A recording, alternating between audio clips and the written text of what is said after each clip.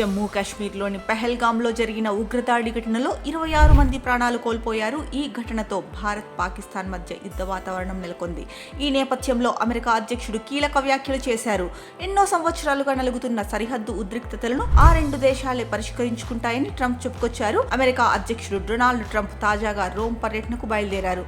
ఈ సందర్భంగా ఎయిర్పోర్ట్లో భారత్ పాకిస్తాన్ ఉద్రిక్తతపై ట్రంప్ ను మీడియా ప్రశ్నించింది.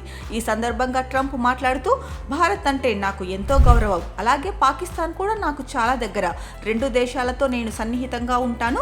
కశ్మీర్ విషయంలో భారత్ పాక్ల మధ్య చాలా ఏళ్లుగా ఘర్షణలు జరుగుతున్నాయి. అయితే ఎన్నో ఏళ్లుగా నలుగుతున్న సరిహద్దు ఉద్రిక్తతలను ఆ రెండు దేశాలే పరిష్కరించుకుంటాయి.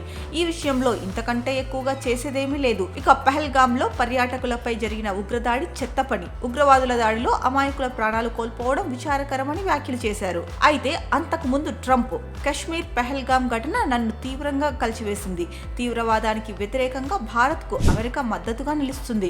మరణించిన వారి ఆత్మకు శాంతి చేకూరాలని ప్రార్థిస్తున్నా.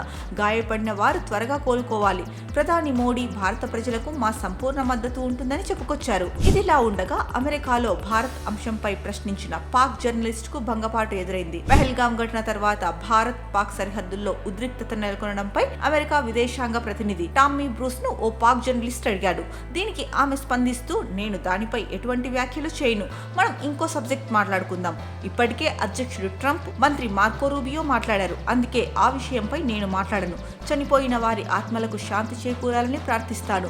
క్షతగాత్రులు వేగంగా కోలుకోవాలని ఆకాంక్షిస్తాను. ఈ హీనమైన దాడికి పాల్పడిన వారికి శిక్ష పడాలని కోరుకుంటాను. పరిస్థితులు వేగంగా మారుతున్నట్లు మనం చూస్తున్నాం. వాటిని చాలా జాగ్రత్తగా గమనిస్తున్నాం. జమ్మూ కాశ్మీర్పై ఎటువంటి పొజిషన్ తీసుకోలేదని తెలిపారు.